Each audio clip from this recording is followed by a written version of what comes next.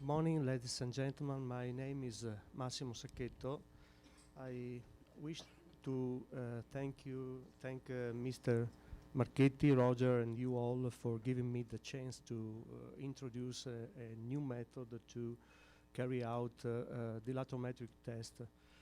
We have called it Medusa in Italian, Medusa or jellyfish in English. It is electronic. Basically, it is an electronic DMT for great depth to carry out DMT tests to up to 100, 200, 300 meters, depending on the power of the drill rig, the soil conditions, and so on.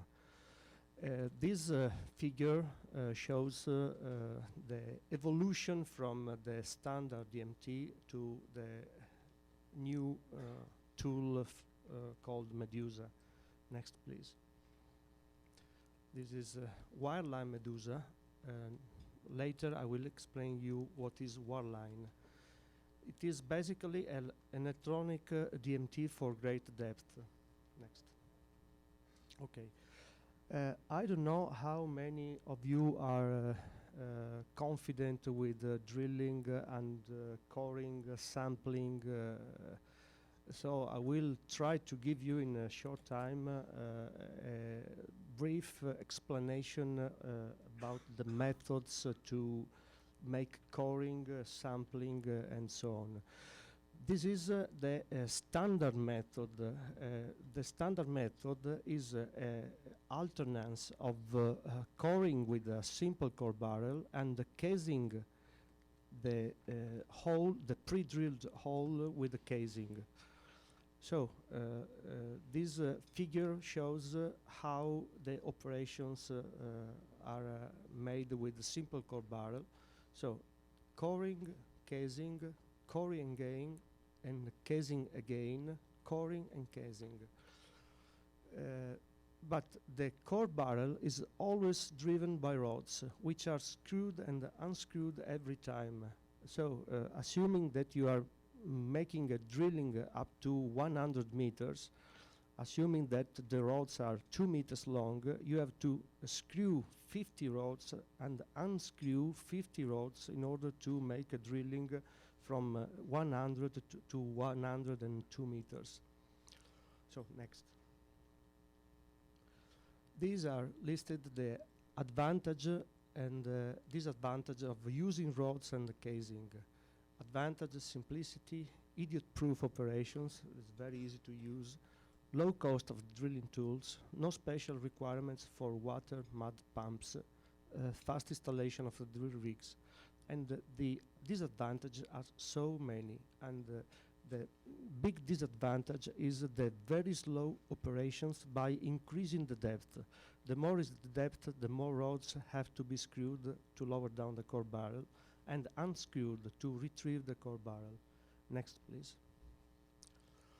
Wireline is a special method used especially for rock coring or deep coring or special operation like offshore or nearshore operation.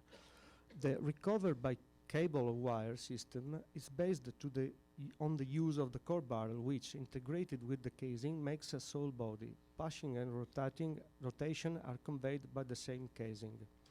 The system is made up of drilling rods inside which where the core barrel is lowered down by the wire takes place inside. So allowing the drilling rod to rotate and push. And a core barrel, this is placed inside the drilling rods. And it has a hookup system. Next, please. This is a photo of a typical installation of wireline.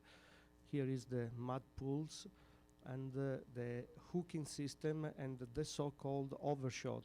The overshot is a fishing device which is lowered down into the casing and latches the core barrel and lifts up the core barrel with the cable. Next, please.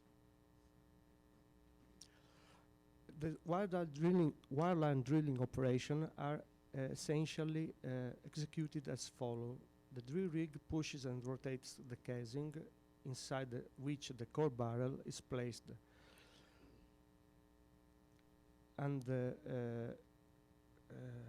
normally there is a mud circulation inside the drill string, so that to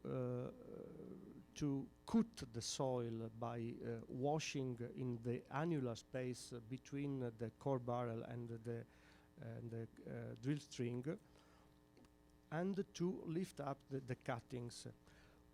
When the drilling is completed, the rotary head of the drill rig is moved away laterally, and the overshot is lowered down into the drill string by the wire, driven by a high-speed hoist. The core is taken out of the core barrel, which is cleaned and prepared for the next operation. Not a single rod is screwed or unscrewed for lowering and recovering the core barrel. Only the casing rods are screwed once for drilling and unscrewed once for retrieving. No hand power is required, and this system is compliant to all safety requirements, differently from the previously shown equipment. Next, please. So this is a typical wireline core barrel details. This is hooking system. These are the bigger are the casing rods, which are also drill rods, and they give the core barrel rotation and thrust. Here is sometimes there is a double bearing system, which allows the core barrel not to rotate.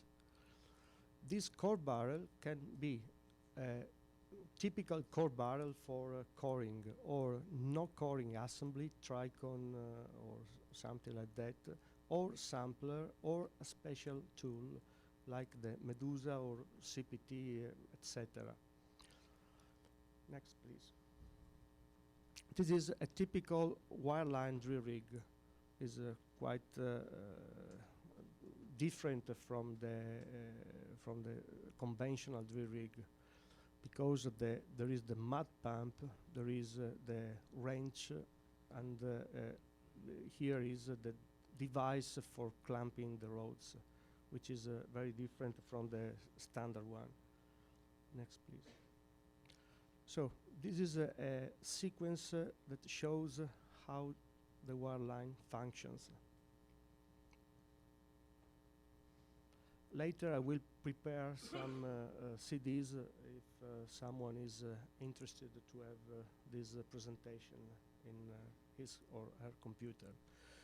Advantage of wireline. The advantage of wireline system compared to the traditional method are better quality of core, higher percentage of recovery, faster execution, less power required from the drill rig, and possibility to easily change between different types of tool. Therefore, it's considered to be the best method to carry out deep geotechnical surveys and offshore nearshore service. So this is a special tool suitable for carrying out the CPT testing downhole, and this is a typical installation in a nearshore survey. Next, please. Okay, here are listed the advantages of wireline. Okay. Disadvantage, not so many. Please. Medusa is the new tool we have developed. Basically, it's a standard dilatometer in terms of size as principle of functioning. Differently from the standard equipment, it's managed electronically, and the bottle of nitrogen is contained inside a special wireline core barrel. No tools are placed on the surface, no manometers, no bottle, just a laptop in order to download data and show on the screen the operation. It is used inside the standard wireline, whose outer diameter is 130 millimeters. Same wireline can be used for continuous coring, sampling, no coring, with or without MWD or CPT-WD. This is a photo of the Medusa. Okay, this is a general view of Medusa as a sketch. This is a core barrel hooking system which contains the nitrogen bottle, the management electronics, and here are the 50 or 43 diameter rods, like the torpedo already explained by Professor Marchetti. And here is the DMT blade. The size of DMT blade and the principle of functioning is exactly the same of the standard one. So no need of modification of the correlation, nothing. It's standard. Please. This is a general view of the system above the ground. The only difference with the wireline coring is the presence of a laptop. This is a photo of Medusa. Here is the DMT blade contained into the wireline casing rods. Next. One more photo. Here is the internal core barrel, which contains the nitrogen bottle and the electronics. And here are the protruding rods and the DMT blade. The Medusa functions as follows. Inside the wireline casing rods is lowered the core barrel, containing the bottle of nitrogen electronics, having the DMT protruding 1.6 up to 3.2 meters. The length depending on some factors such as, but not only, soil stiffness, thrust power of the drill rig, swelling and collapsing of the bottom of the hole, etc. Prior of lowering it, there is a synchronization between the laptop and the electronics of Medusa. It is programmed the test. I mean, it is made the setting of the system. Once lowered, the Medusa core barrel latches into the casing rods. The operator knows that he must push the rods according to certain steps, pre-programmed rate of penetration, and stop the Medusa every 20 centimeters of penetration. In the laptop is shown exactly how the Medusa is moving according to the test as programmed, so that the operator can have a visual glance at what is happening underground. Next. The same. Okay, this is a basic operation. Prior to any pushing, it has to be done the setting of the Medusa, refilling, controlling the pressure of the nitrogen bottle, control the DMT and the membrane, connecting the electronics to the laptop, and program the test. This is a simple view. Next. This is a screen of the laptop during the testing. This is a sketch of the blade showing the operator how the membrane is moving. So the operator, while it's not moving, can push down the blade and stop while it starts to move, starts to inflate according to this timer. Next. This is the way to operate with the wireline Medusa. Step 1, drilling, for example, up to 100 meter. Drilling to depth 100 meter by using one of the following methods: no coring drilling, continuous core drilling, CPT-WD, sampling or testing, anything you want. Next. Step 2, lifting the rods up to 98.50 meters and recovering the drilling tool. The hole is always filled with water and bentonite and all polymers, mud. Here the hole is reasonably not collapsing because it's always filled with polymers and mud and water. Next, please. Step 3, inserting the Medusa core barrel and latching it into the rods. Prior to the inserting, the microcomputer inside the core barrel is resetted and synchronization with depth is done. Okay. The length of the rods protruding out the bottom of the drilling rods should be a multiple of 20 centimeters, normally varying from 80 to 3.2 meters. In this case is 160 centimeters. Next, please. Step 4. Pushing the Medusa into the soil with 20 centimeter steps. After each interval, 20 centimeters, the pushing is stopped at a certain time interval, allowing the DMT test to be done. Next, please. End of pushing. Once the Medusa is, the blade is at 101.60 meters, the operators ends of pushing the drill string. Next. End of pushing and recovering the Medusa core barrel.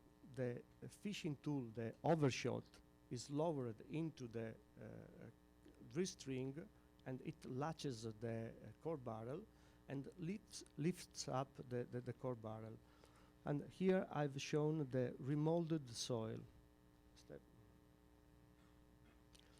Step 6, this is an optional, but I want to show you. Inserting a continuous core barrel and coring the remolded soil for calibration with the DMT result. Next. So this is resuming the philosophy of the new testing. The wildlife Medusa will allow to achieve DMT data at a much greater depth with no need to drill with rods, therefore in much less time. The interpretation of the data is as per the standard, is exactly the standard test. The tested ground can be cored so to have a qualitative evaluation. You know if you performed the tests in clay, sand, silt, and so on. The results are again not sensitive to the method of pushing as the standard penetrometer. It doesn't matter if the operator pushes with force or very slowly the Medusa into the soil. The important is the expansion of the membrane. Next, please. Is a possible fields of application of Medusa technology. The most important, I think, is offshore drilling. The possibility to obtain the DMT data without using a static penetrometer on a barge, together with a drill rig, allows less costs and more reliable data at the same time. Just to give you a comparison, to make a deep DMT test with standard dilatometer and a torpedo, it required 5 days to up to 80 meters. With this system, it should require 1 day, and with a very dramatic decreasing of the cost of rental of a barge, of a jack-up barge. Testing inside is not usable. For example, shallow gravel and then clay or silt sand. Testing inside the borehole instead of using other unreliable and sometimes expensive kind of tests. Next, please. Thank you.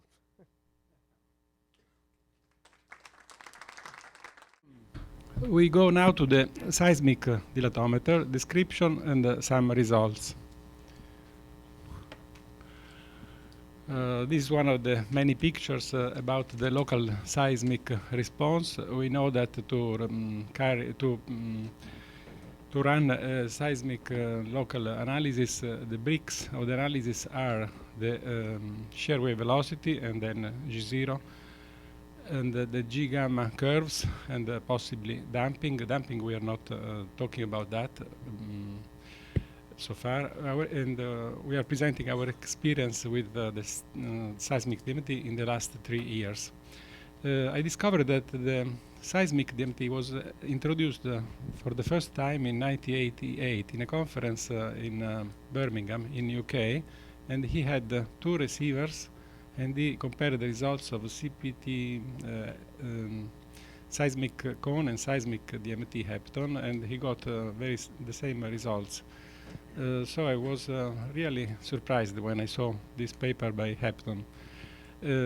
Anyway, most of the work was done in 97, 98, 99 by the main research group in Atlanta. The way we wanted to combine the dilatometer with the seismic, the way I have chosen to do is the one which is shown here. SDMT is a combination, of course, of the mechanical DMT plus the static, plus the seismic module, which is above it. We choose to have 2 receivers, because in this way we can elude the problem of the first arrival, which in many cases is a mythological entity. At least it seems to me that here the first arrival is not so clear. At the same time, what you get here are the seismograms due to the same blow. And the system here works by amplifying and then digitizing in depth the 2 seismograms at the 2 receivers. So what you get are 2 seismograms, and what really you want to know is the delay time, because once you know the difference in travel path, you then obtain the shear wave velocity. This delay is very well conditioned, because if the signal are very clear, this delay can be obtained with an accuracy corresponding to a shear wave velocity of 1 or 2 meters per second, as we shall see later. Anyway, here, when I said that it's amplified, digitized in depth, means that in this way you avoid the antenna effect if you had analogic transmission. So you have very clear signal, and you can amplify a lot at depth, because you have real silence at depth. So it's a good thing you can amplify here. Of course, we like again that we don't have any hole to do. Again, we like very much to have results which are independent from the operator, and as I repeat myself, and independent from the interpreter, possibly, because again, both the operator and the interpreter can give results which are different, while we like to have always the same results, possibly. This is how the system looks like. Is the same control box as before, with the addition of some electronics here, and here inside is some electronics receiving the signals from the 2 receivers, digitizing it, and yes, it's taken a lot of effort to keep the same cable, because as everybody who has worked in the field knows, cables seem a silly thing, but really the problem can be more in the cables, for the operators, for practical operation, from speed, for practicality, than the tools themselves.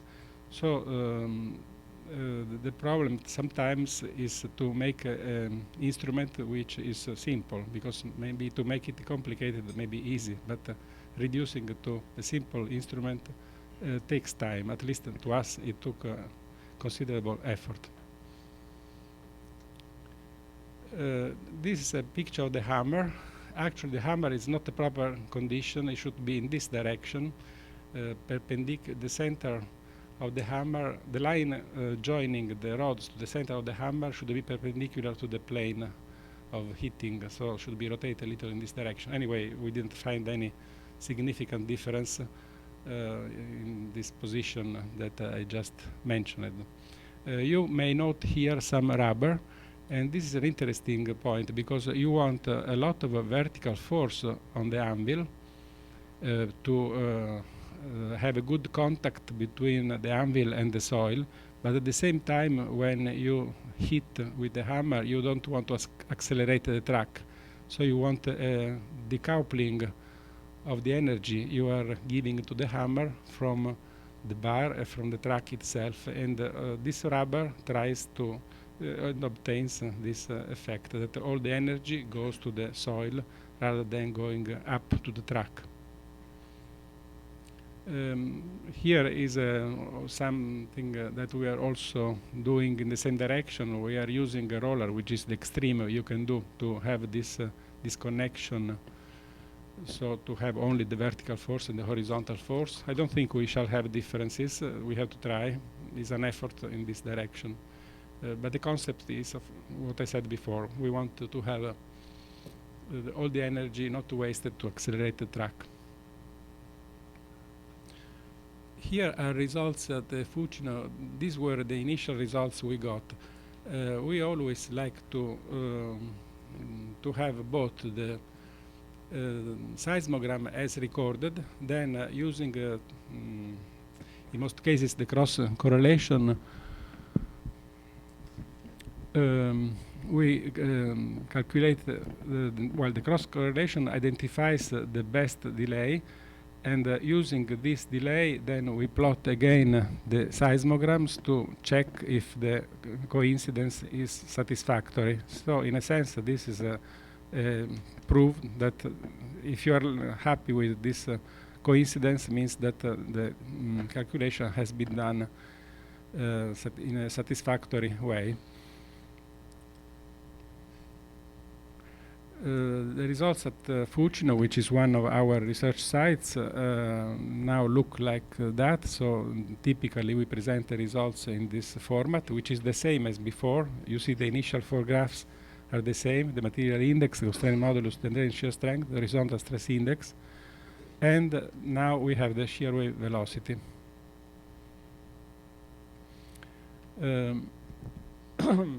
Our first check was to try to see if how was the repeatability, giving different blows of the hammer, because at each depth we give at least 2 or 3 blows to see if the velocity we get is reproducible. And as you can see, when things go wrong, in this case you have a difference of 1 meter per second. In most cases you have a similar value. Of course, besides the reproducibility, you need to see if the results are correct. So we at the Fucino site and then at many other sites we checked the results of this obtained by SDMT with other results.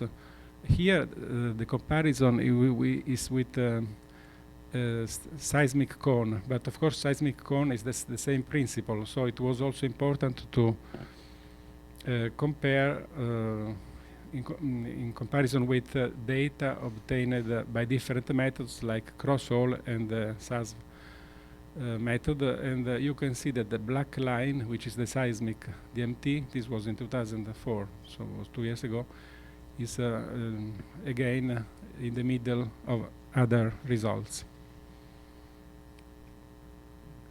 When we went to the Zlasny Most dam that will be illustrated tomorrow night by Professor Jamalkowski, they asked there to repeat many times at each depth. So for instance 750 meters you have 234, 232, 232, 230, 229, 231, to check with not only with 2 or 3 but maybe 7 or even 10 blows the repeatability, and you can see that the standard deviation is almost always less than 1 or even less. So we think that today you can pretend a few meter second scatter as a state of the art when you measure the shear wave velocity. Maybe it's even too much. this accuracy, but it's not a problem.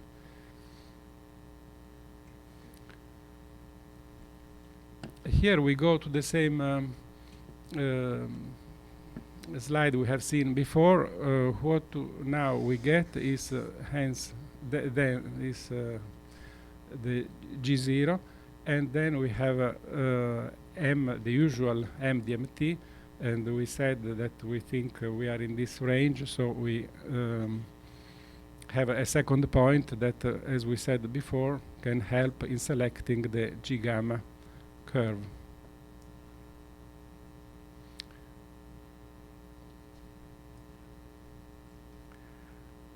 This will be explained later by Monaco again, so these 5 slides for liquefaction, you can go through them. This is Mike's slide. It's not mine. It's too good. This is something that is here for liquefaction, but just gives me the opportunity to tell you that in case you really are in love with relative density, you can have this relationship between here there is no anyway, relative density and KD.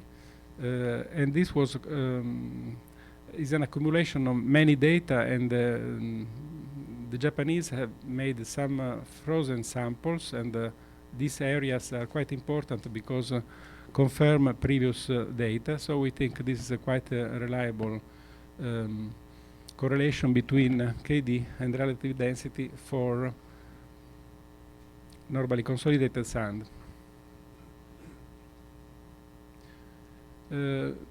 We have had considerable experience in the last 2 years, and we always plot in the same way the results as I showed before. The velocity is now something that we incorporate in these 5 diagrams, and this was an earth dam. I have seen a paper also dealing with that in the proceedings of this conference. This is an interesting case that I will talk later about this, because this is in a pozzolana soil which is somehow cemented, and I will talk about this later. Go ahead. Well, these are various sites we have had experience with. Go. You can go. More. I'm showing this just to show that the reproducibility of the VS is similar to the reproducibility of the other parameters. We wanted to have a parameter which was of the same quality of the other parameters as far as the reproducibility is concerned. Yes, you see again here when you perform several tests, you get similar results, including now VS. This is something interesting we found out, because when you have a non-penetrable soil, you cannot penetrate, of course. So if you are in rock, there is no way of obtaining VS by this tool. But after some discussion with, I remember Stocky last year or 2 years ago, he told us that you could get anyway, even in rock, in non-penetrable soil, VS. And what you have to do is you have to drill a hole to fill it with sand and to perform SDMT in the sand. Of course, you don't perform DMT because this is filling sand, so we are not interested in this sand. But you can do SDMT. And in some way, he said the 2 paths, the travel in the sand, cancel out. Anyway, this was the idea. We wanted to see the facts, so we wanted to compare. So we did this arrangement. We drilled a hole, filled it with sand, and we did in the natural soil, you see, is one of the profiles, but then he had to stop because could not penetrate. But we could, in the drilled hole, we could have the full profile, and in the zone in which you could have 2 profiles, so you could make a comparison, you can see that what was announced is appears to be true. So the conclusion is that when you have a non-penetrable soil, you can still have a VS profile in this way. You cannot have DMT, but you can have the VS profile. Next. Just to tell you what the material was in the previous profile, you can see this picture in which you see that at the beginning this was sand, then silt, then clay. So in these three types of soils it works. In rocks, of course, we can never see, but everything seems to point out that probably we have to make tests with other type of calibration, but it seems that this is a very effective method. So we are happy that in this way we can obtain profiles of yes even in non-penetrable soil. This is again the Zlazny Most copper mine tailing dam, and these are tests made in this dam, and what here you can see, well, the material is deposited in this way. At the time, this dam is 45 meters, at least a few months ago, and should become, I think, about 100 meters. This will be tell us much better from Professor Jamalkowski tomorrow night. But the point is the horizontal stress index is less than 2, and the shear wave velocity is about 250. I don't want to anticipate what Paola Monaco will tell in more detail later, but the next slide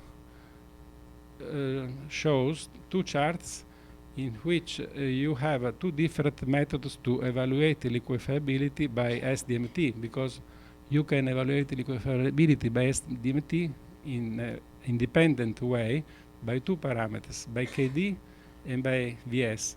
And if you go to the chart for verifying if liquefaction can occur, you see that according to the last proposed KD curve, that the one that we use today, it was previously done by Roberto Capanella, by myself, by other people, but today results converge to this curve. You can see that if you are with KD equal to 2, you are before this asymptotical value. Maybe first I can show you that this curve in the vertical direction, you have the strong strength of the earthquake. So if you have a strong earthquake, if you are here, you cannot have liquefaction. So if you have a very high shear wave velocity, you can have not liquefaction.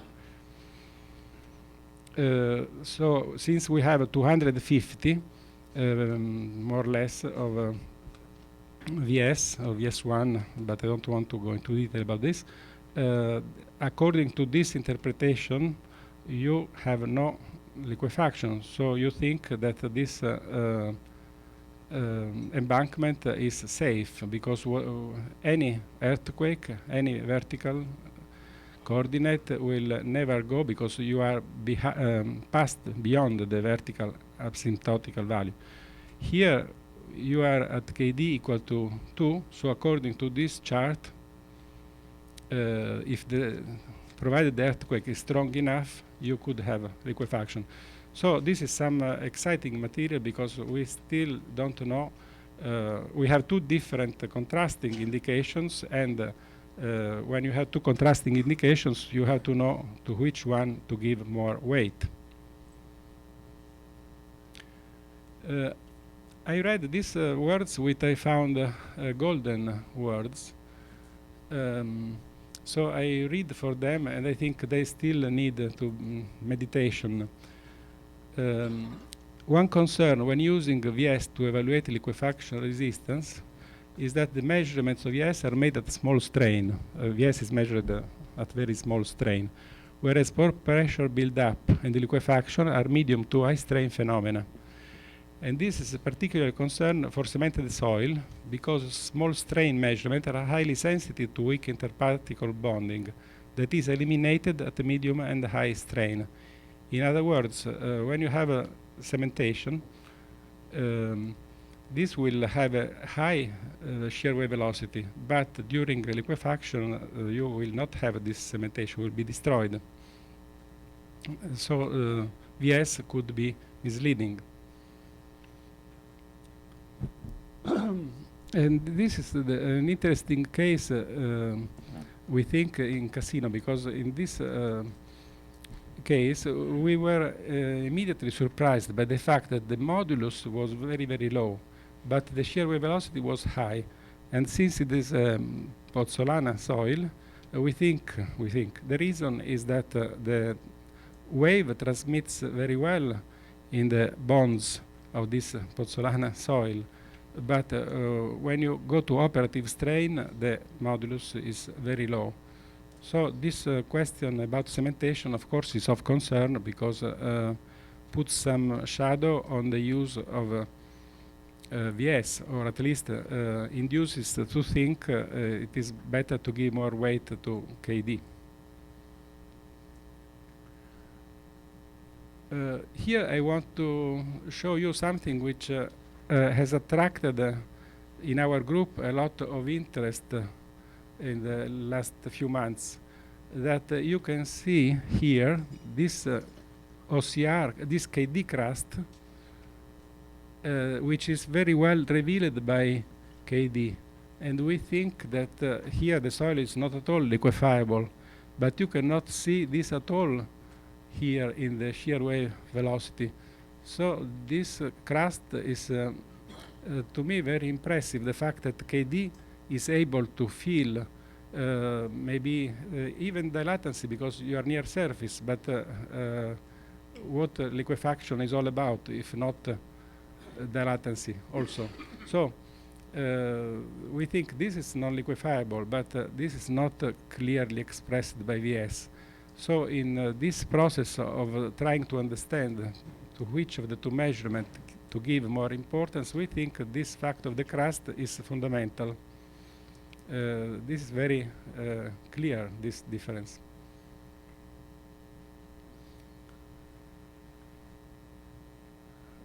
Next.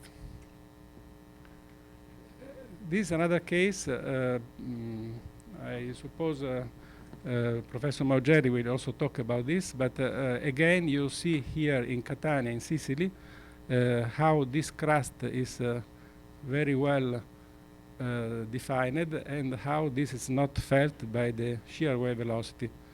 For these reasons, we continue to we are encouraged, let's say, to think that KD is a very good indicator of liquefiability. And this is the place where we are going to this afternoon to see the field tests. And we did a test last Friday. We were there, and we used the seismic DMT. And you will see, no, you will not see because it's underground, but it's a very heterogeneous soil because these are the results that were obtained Friday. We have a sand at the top, then silt, then clay, and here we have a very soft something. This is the constrained modulus, and this is the shear wave velocity.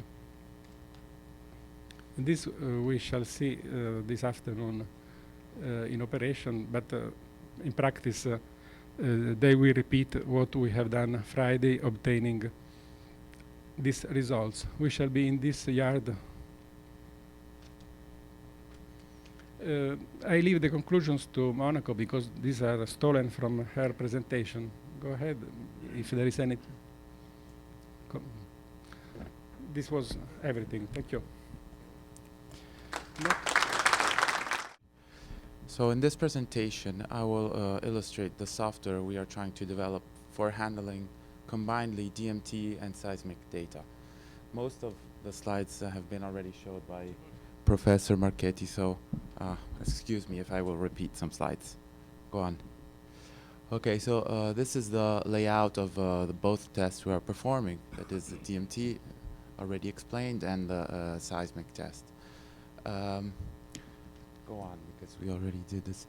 This, I just want to underline the differences between the traditional DMT, which sees only the blade, and the control box. And going on to the SDMT, we have a modified control box with some further plugs we have added, especially for connecting the computer or laptop. And behind the DMT blade, we have a special rod containing some electronics and the two sensors. Please note the cable has remained the same, a single wire, and the mass cable, the ground cable, which has not been put. Okay, this is just a picture showing the truck we have used in these 3 years of research. And the hammer position also is defined as already said by the previous speaker. Go ahead. Okay, getting into the software, we decided to create, every time we perform a test, we have to create a new site. So the concept of site is when we give a new name to this test, go on. And we create a site as a set of verticals. The name verticals maybe is not too expressive, but it means to say that we're in a spot and we're penetrating vertically, and there we can perform different tests. So DMT, seismic shear wave, and eventually in the near future we hope VP waves and dissipation tests. A few notes on this. For every vertical you can also specify if you have better values of gamma and U. Gamma elsewise is interpreted using the DMT formulas, and the U is interpreted by the water level ZW. Go on. Well, since I don't know if those who perform DMT test, if you write the numbers on a piece of paper, but since for performing the seismic test you have to have a laptop, you can use it for putting the numbers directly inside.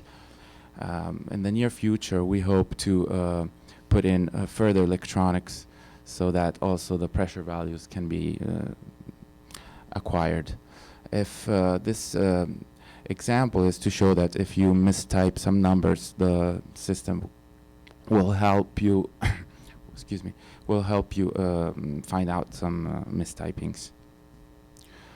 Okay, this is the interface for the seismogram acquisition.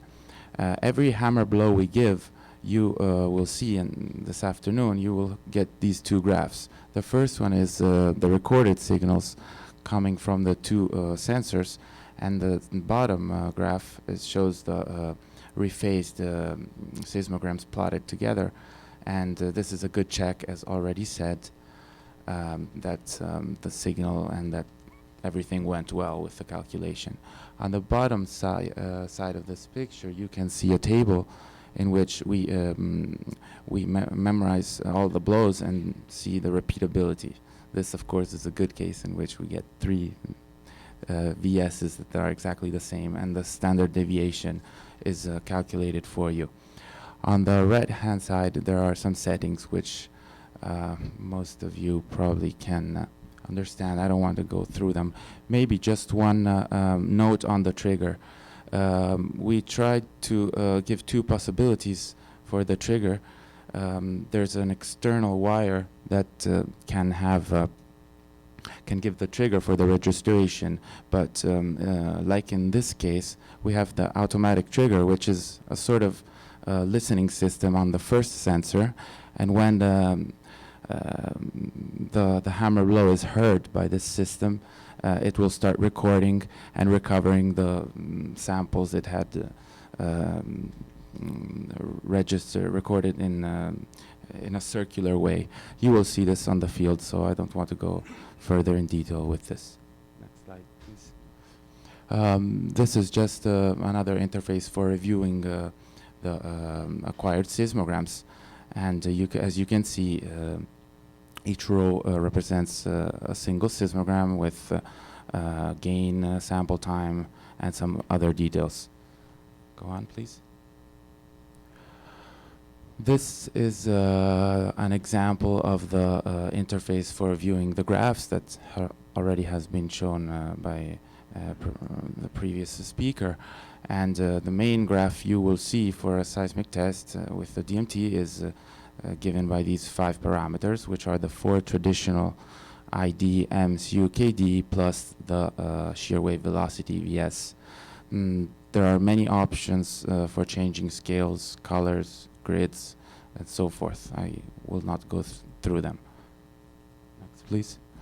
This is just to show the possibility during the field data acquisition, to see immediately the graphs. And if you have 2 tests, to superimpose them to see the differences. Again, the results of the other day's test here in Washington, D.C.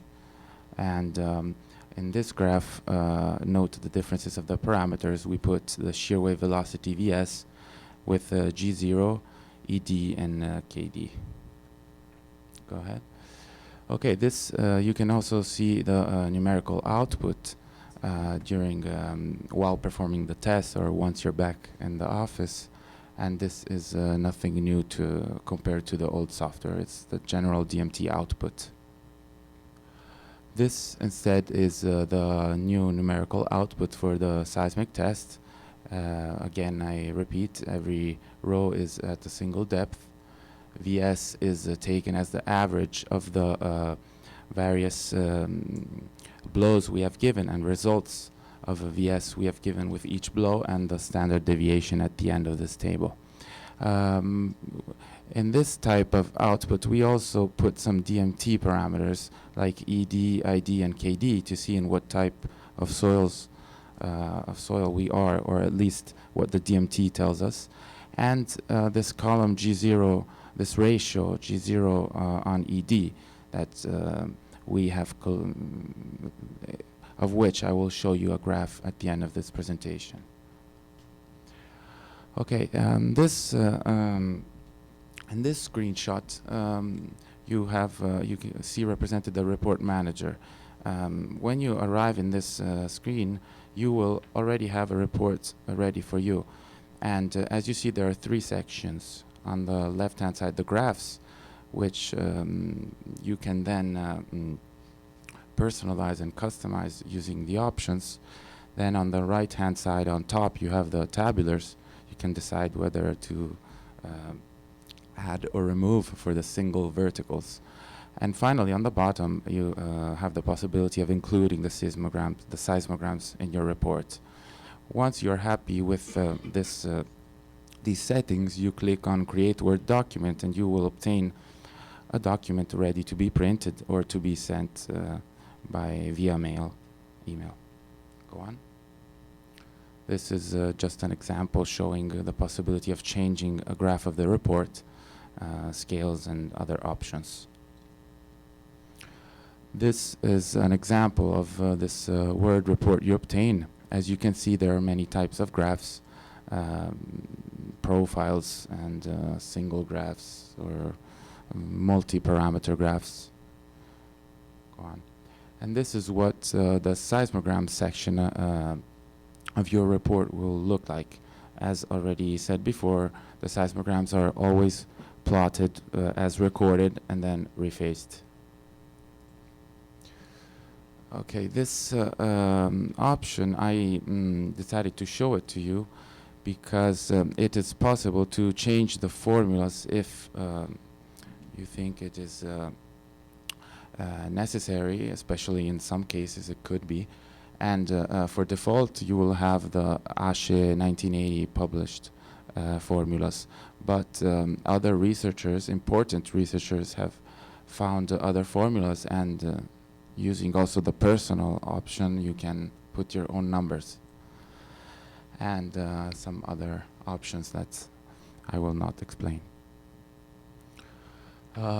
This geometrical options, I just showed it because to calculate the travel paths, that S1, S2, you should define the distance between the center of the hammer and the rods. Actually, because as you see in the ratio of Vs, that is S2 minus S1, you have to use the Pythagorean theorem for calculating these two lengths. And however, the more you go deep, the more the distance between the center of the hammer and the rods becomes less important. So this number is important, but it's not too bad if you forgot to define it. What are the future developments that we have in mind for the next versions? Of course, we want to integrate the compression wave VPs, and also because important researchers have found some correlations with VP, VS to calculate porosity. I think Dr. Foti will explain in his presentation. So as soon as we get the hardware going, and we will also develop the software for this acquisition. Then the G-gamma curve estimate is a nice thing we would like to do, but of course a lot of research has to be done for modeling some mathematical form of using that first point of G naught and the second point MDMT, and try to get an estimate of a curve. Finally, from the operative point of view, we want to create a sort of interface to give the possibility for refining the seismic elaboration. Now, cross-correlation works very good in 95% of the cases, but we have done tests, as I will show you later, near a electrical power station where we had 50 hertz going real loud, and so sometimes you need to have filtering, or you could require some other different algorithms. So the idea of this point for future developments is to create an easy interface for helping the user refine the elaboration. From the software point of view and electronic point of view, we want to, as already mentioned before, add transducers, pressure transducer, for acquiring directly DMT data, A and B readings in particular. Then probably it could be useful to have numerical output directly in Microsoft Excel format for performing then plots, personalized plots. Then in this software we will integrate the settlement calculation program, which is still in DOS, so it's an old version of 30 years ago, I guess. So we must put it inside, and the same for the dissipation. Next slide. In these 3 years of experience, we have performed tests in Italy quite uniformly in the country, about 20 sites, and Belgium in the Antwerp port and the Nayer Institute, and in Poland in the Zelazny Most Dam. Yesterday we have gone outside the continent finally, Friday, and we did a test here in Forestville in Washington. Next slide. This is the electrical power station I have told you before, where we had a lot of interference, but fortunately 50 hertz is a well-defined frequency, and with a bit of filtering you can get good results.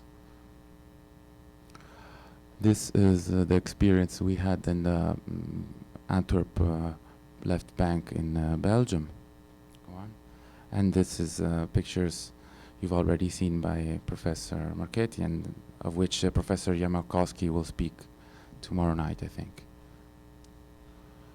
Here is the same picture of the test we have performed Friday, and we will be here in about a few hours. So we'll go to the next one.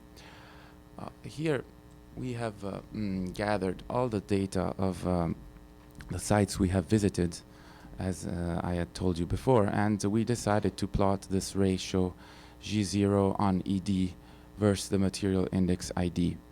And we used the colors to differentiate the pre-consolidation, or whatever, KD. And what looks interesting, although I'm not a geotechnics, so I cannot draw these conclusions, but it looks like in sand we have a ratio that's around 2 or 3. And another thing that we could note is that the mostly pre-consolidated soils are on the bottom part of these cloud of points. This is only a start of analysis that has to be done on these data points. So I just wanted to show you this, but I have no conclusions to be written down. Go ahead, please. And this is the same data as before, but plotted differently. That means I put on the x-axis KD, and I used 3 colors for clay, silt, and sand, according, of course, to the ID. And this graph looks interesting. We'll see in the future if we can get something out of it. Next slide, and thank you for your attention.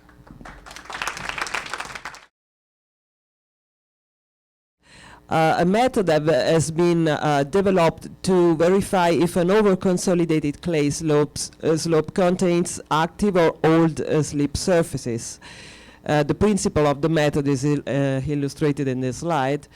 And the method is basically based on 2 elements. The first element is that the sequence of sliding, remolding, and reconsolidation after sliding creates a zone of normally consolidated clay just across the slip surface.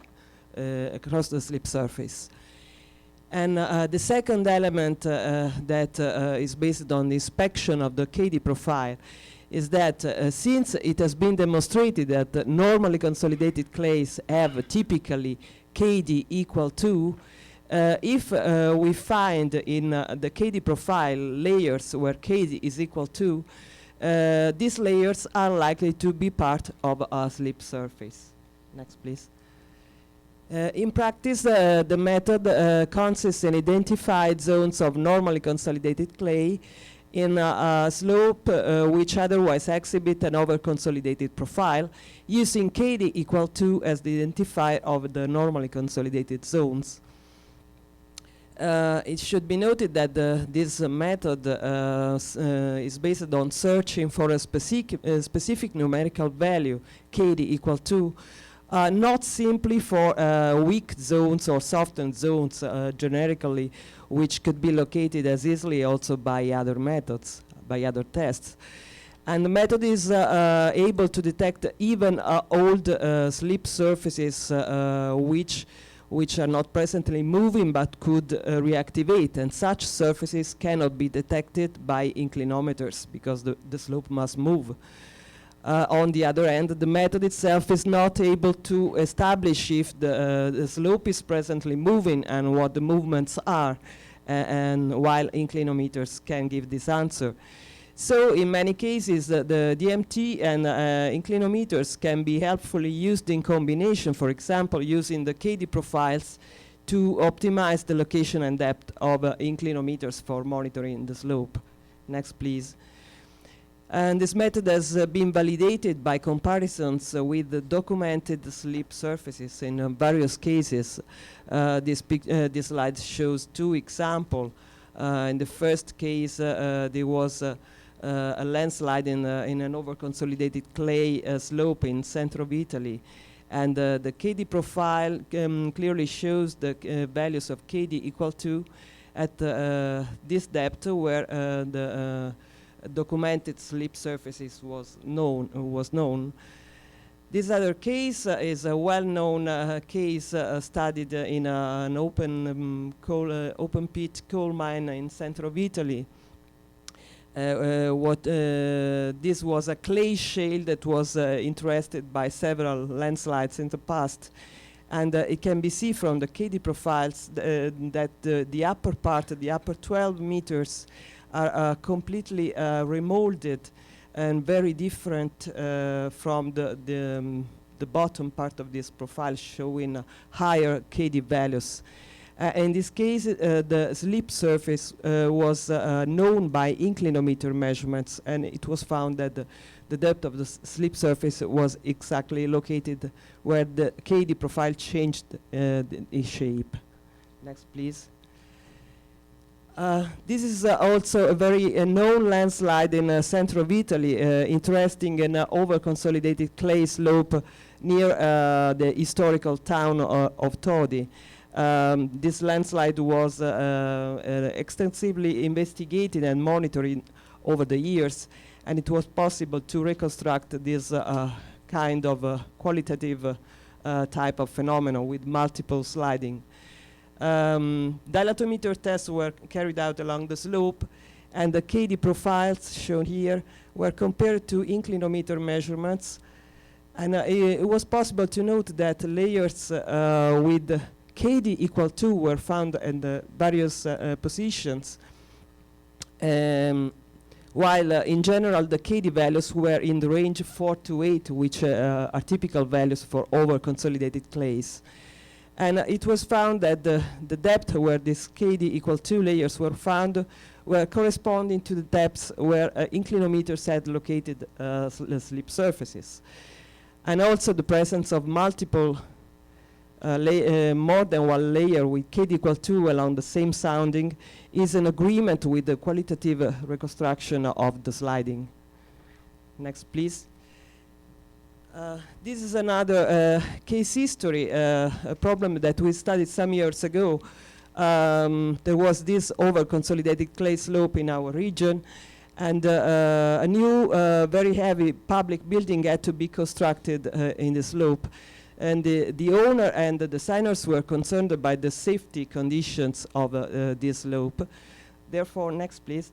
It was decided to perform dilatometer to verify by inspection of the KD profile the possible presence of previous slip surfaces. And the inspection of the KD profile clearly identified a central zone where several layers with KD equal 2 were found, while in the can you push please? Well, and this phenomenon interested only the central part of the slope, just where the building had to be constructed, while the KD profiles outside the zone were showed the values of KD much higher, typical of the intact clay. So this information, next please, permitted to change, to find a solution to the problem by changing, modifying the original project to increase safety, for example, reducing the weight of the building, changing the length of the foundation piles, and so on. Next, please. And this case was also mentioned by Leroy in his ranking lecture in Geotechnique 2001, and this is a picture, the same figure, re-elaborated in this paper.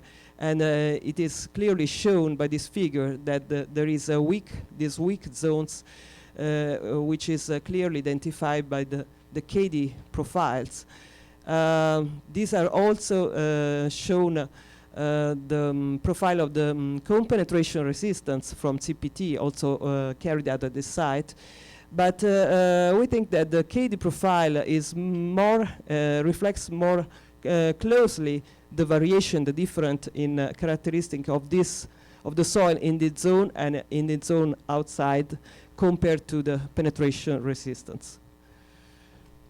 So let's go now to the last part of my presentation, and talking about the use of DMT for evaluating liquefaction resistance of sand. And some aspects of this have been already introduced by Silvano Marchetti.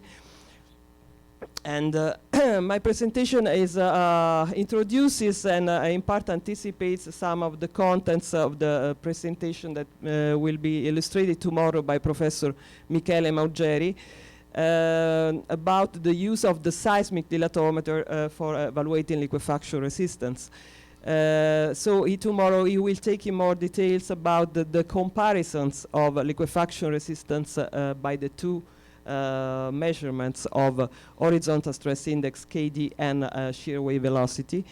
And my presentation this morning is more focused on the theoretical and experimental basis of the correlation between liquefaction resistance and the horizontal stress index KD. Next, please. Just to introduce the problem, many of the factors that make the DMT more sensitive to compaction and accurate for settlement predictions, first of all, the stress history, all the aspects that have been discussed before by Silvano Marchetti, are known also to affect liquefiability. Various correlations for deriving the liquefaction resistance from the horizontal stress index KD have been developed in the last 2 decades, stimulated by the recognized sensitivity to of KD to a number of factors which are known to increase liquefaction resistance. And all these correlations refer to the reference approach, the well-known simplified procedure by Sid and Idris. Next, please.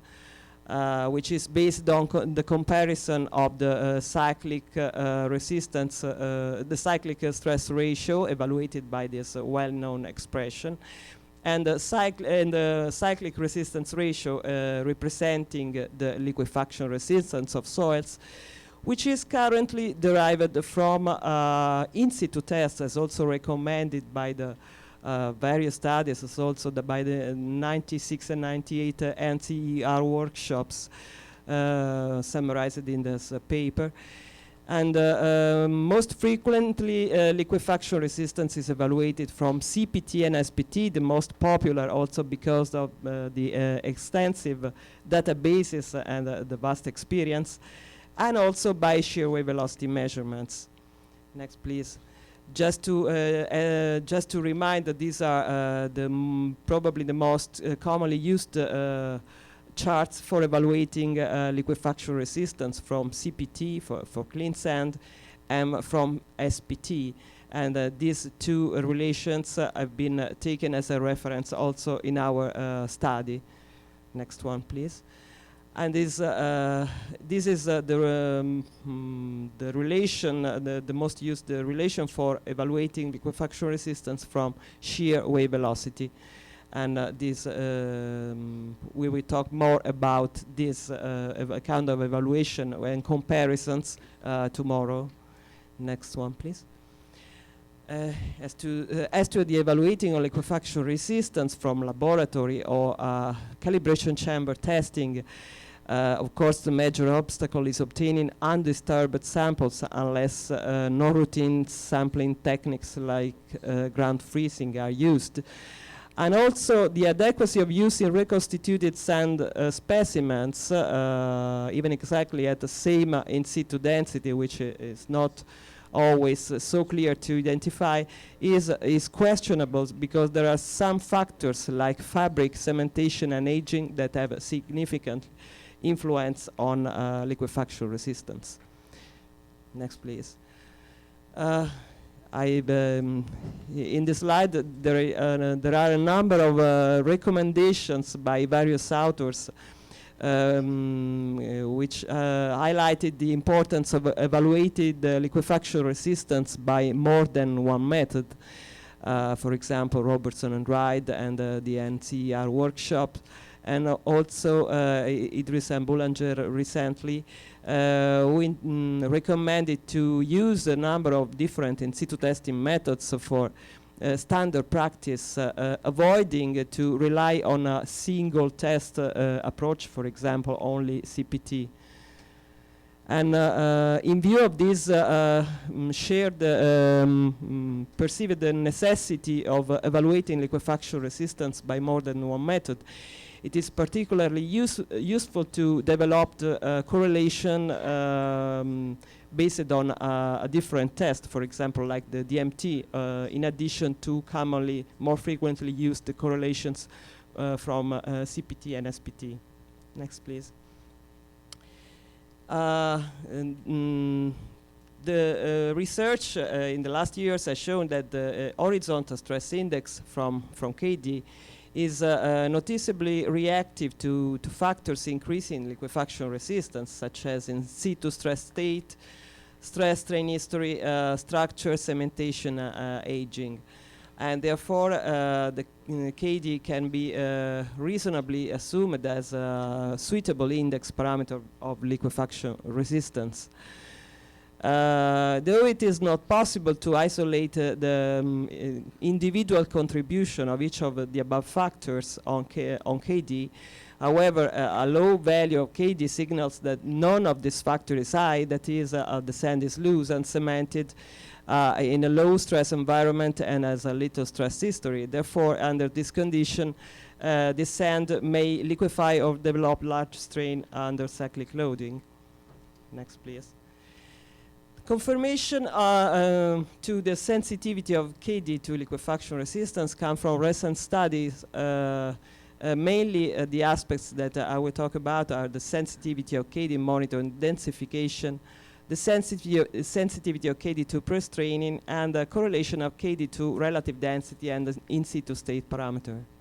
Next, please.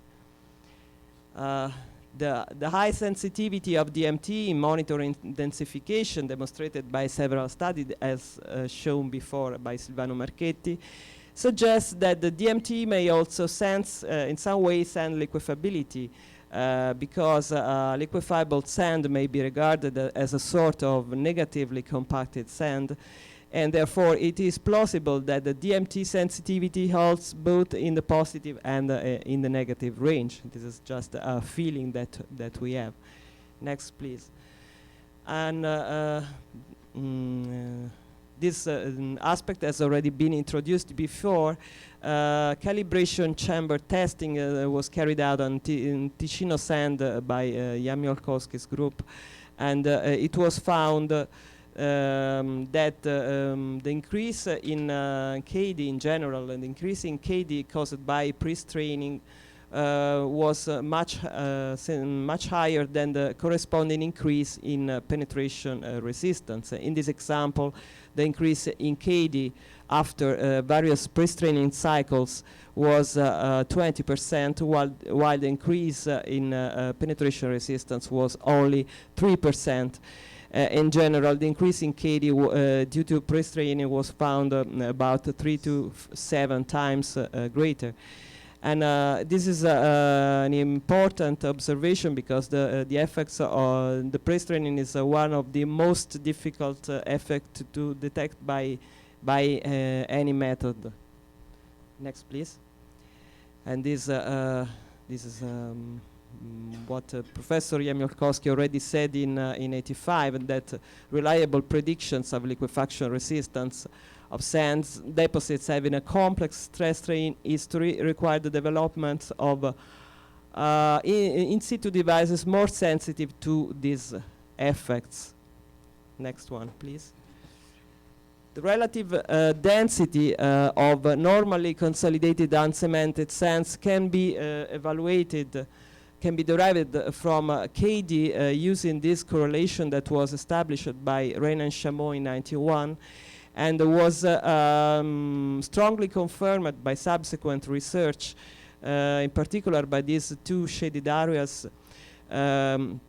which represent additional KDDR data points obtained by Tanaka and Tanaka at 2 Japanese sites where the relative density was obtained on a high quality frozen sample. And it should be noted that this correlation that holds for normally consolidated uncemented sands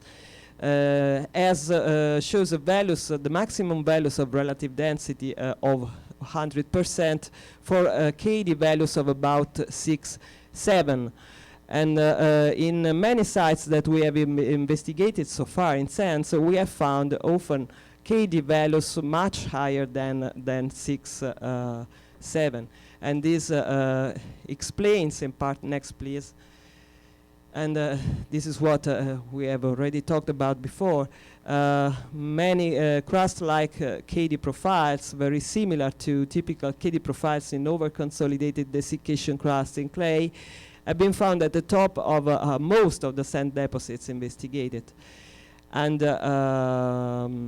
in these cases, we have found that in most cases KD values were much higher than the maximum values given the relative density 100%, and this confirms that part of KD should be due to over-consolidation or cementation rather than to simply relative density. Next, please. And this is an example already shown before, and will also be presented tomorrow by Michele Maugeri, and showing that this sandy site in Catania, typical example of what we call a KD crust in the upper 6-8 meters with very high values of KD. And in this case, these results were obtained by seismic dilatometer. Should be noted that the profile of the shear wave velocity is much more uniform. It does not seem to reflect at all the presence of this over-consolidated crust at the top of the deposit. So this is one of the most challenging aspects that we have to deal with when we have to choose which method to rely for evaluating liquefaction resistance. This is one of the considerations that has led us to think that greater weight should be given to liquefaction resistance evaluated by KD instead than BS, because it seems in this case at least that KD is much more sensitive to over-consolidation and reflects this behavior, and while BS does not seem to reflect this behavior. Next, please. Some consideration that can be appropriate in this context were formulated by Pike in a discussion on the ASC journal some years ago. And this author recalled that SEED many years ago had listed various factors which are known or assumed to have a similar effect on penetration resistance and liquefaction potential. But these were never intended to be equalities.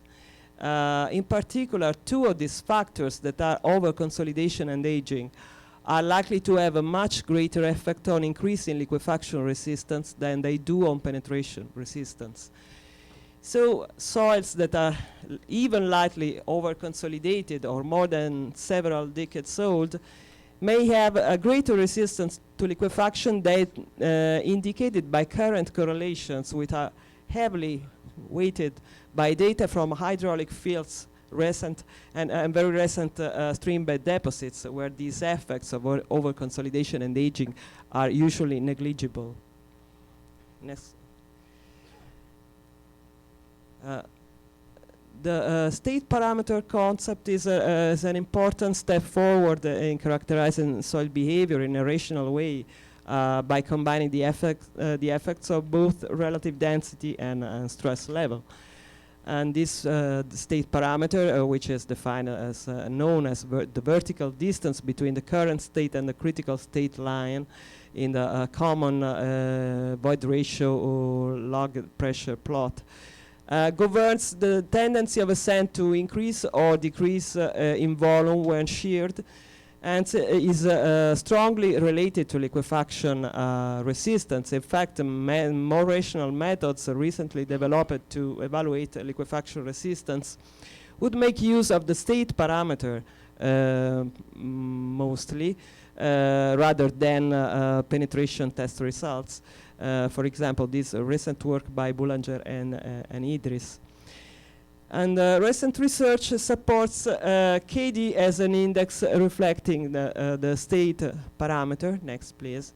And this correlation was presented by Yu in his Mitchell lecture in 2004 in Porto.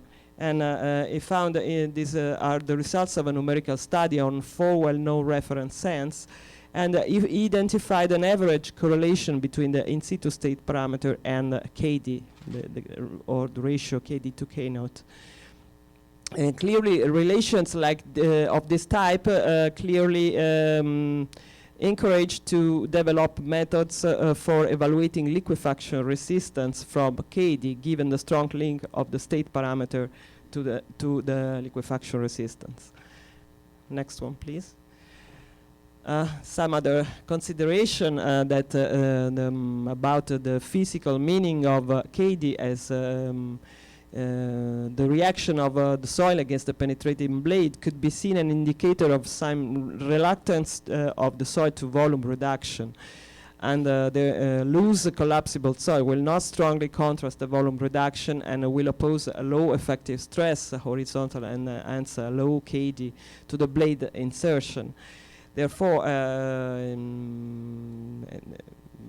it is intuitive, at least a connection is expectable between the KD and the state parameter, reinforcing all this convention.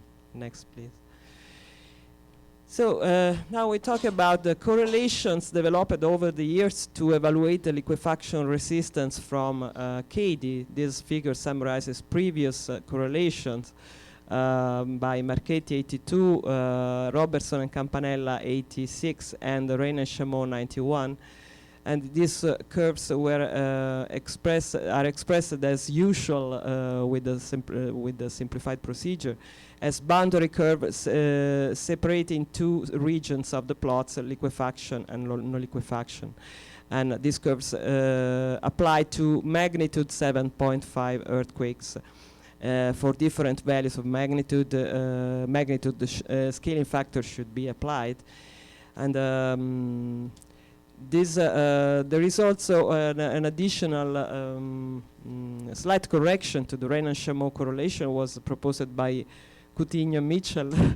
I had not the time to add to this figure, but based on a comparison with the Loma Prieta earthquake data. Next one. An additional correlation, tentative correlation, was proposed and is presented in this paper at the Osaka conference last year for evaluating liquefaction resistance from KD, always in the framework of the simplified procedure by Sid and Idris. And this correlation combines previous correlations with the vast experience which is incorporated in current methods based on CPT and SPT, translated using the relative density as an intermediate parameter. This is in order also to overcome the limited limitation of a few field data available for the DMT with liquefaction case histories. Next one. The procedure is outlined in this slide. In practice, the curves currently recommended for evaluating liquefaction resistance for CPT and SPT, namely the one recommended by the NCER workshops, were translated into equivalent CRR-KD curves by calculating the relative density corresponding to these curves by use of current relative density correlations for CPT and SPT. And in turn, the relative density calculated in this way was converted into KD by use of the KD-DR correlation by Rein and Chamot that we have seen before. In this way, it was possible to obtain equivalent CRR-KD curves, equivalent to the CPT and SPT recommended curves. Next one. So this is, I won't give substantially the procedure is what I have already said. This is the procedure followed for deriving curves, equivalent curves from CPT, starting from this recommended curve. Next one. And this was the same procedure applied to the CPT starting from this recommended curve. Next one. So it was found that the curves obtained in this way, can you click, please? Yeah. The range of the curves derived from CPT and from SPT obtained in this way, can you please? Okay, were found to plot in a relatively narrow range that was very close to the Rein and Chamot 91 correlation. That then it was decided to, it was proposed to a new tentative correlation, please, CRR-KD, as a slightly conservative interpolation of the curves obtained from CPT and SPT. this curve also applies to magnitude 7.5 earthquakes and should be used as other methods based on the simplified procedure as usual. And this curve should refer properly to clean sands as the CPT and SPT correlations from which it was derived. No further investigation has been carried out so far about the influence of the fines content on this correlation, also due to the lack of reference field data. Next one. A preliminary validation of this curve was obtained by comparison with the field liquefaction data points from the Loma Prieta 89 earthquakes. The data was basically taken from this report by Mitchell and others. Also, information, comparison, and evaluation of liquefaction resistance can be found in this report by Coutinho and Mitchell. And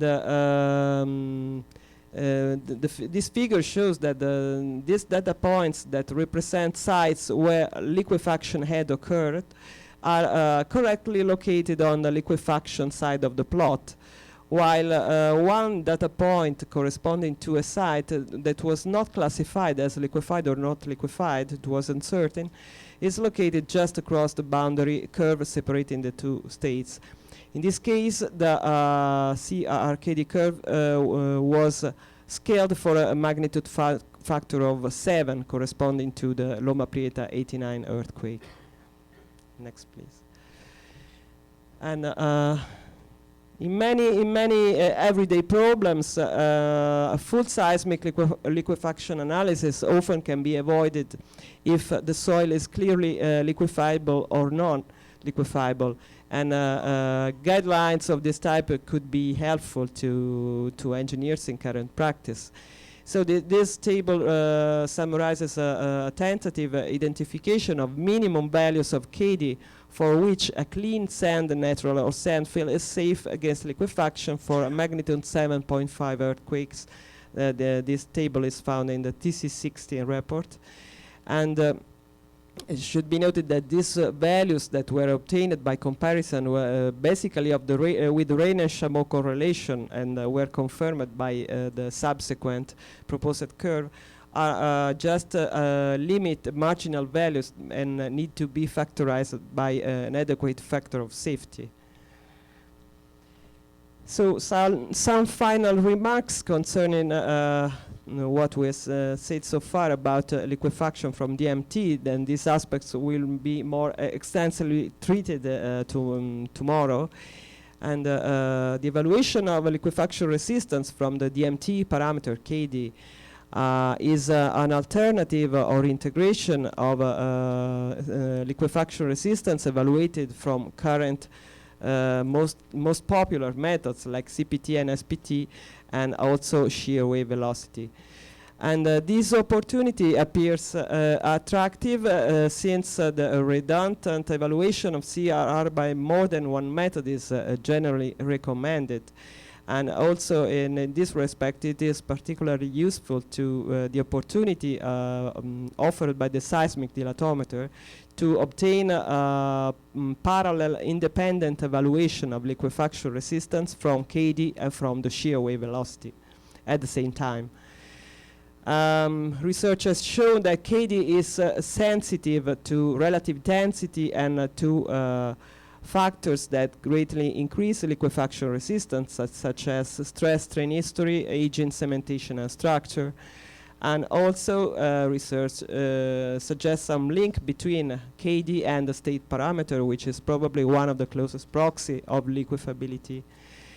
And considerable additional verification, of course, is needed, supported by more real-life liquefaction case histories, including DMT data. So I think that's all. Thank you very much.